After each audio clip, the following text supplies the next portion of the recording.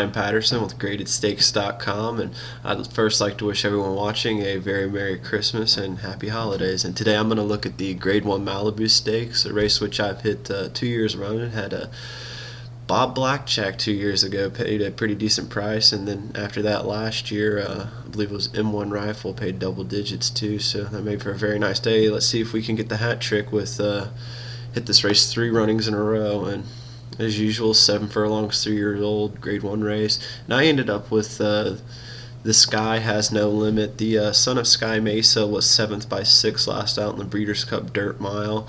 And I think shortening back up to 7 furlongs, he's really going to appreciate that.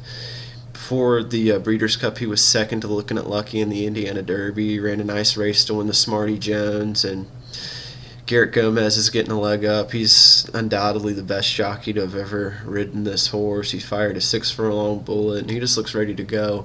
To me, he's one of the best horses in the race if you really look and analyze. If you look past the obvious horses like Twirling Candy, Alcyon Door, Noble's Promise, Smiling Tiger, I think this horse is going to get overlooked, and you're going to get a good price on him. Steve Asmussen, he doesn't mess around in stakes races. He knows how to get the job done. So look for This Sky Has No Limit to run a big race and win the Malibu Stakes.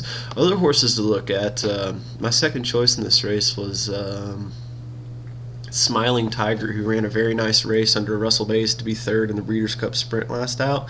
If not for the post position, he might have been my top pick. I don't think that'll hurt him too much, but I just never like having a horse all the way on the outside.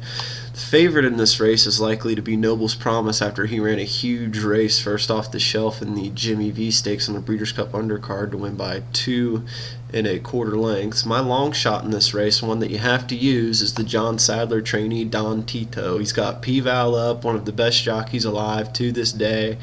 You know, he had kind of a rough trip last out in the Jimmy V, but he was still third. He's lightly raced, got plenty of room to improve, and I think he could really run a big one. A horse I'd stay away from in here, 2 horses I'd stay away from are Alcyon Door, because he's unproven and you don't know how good he is.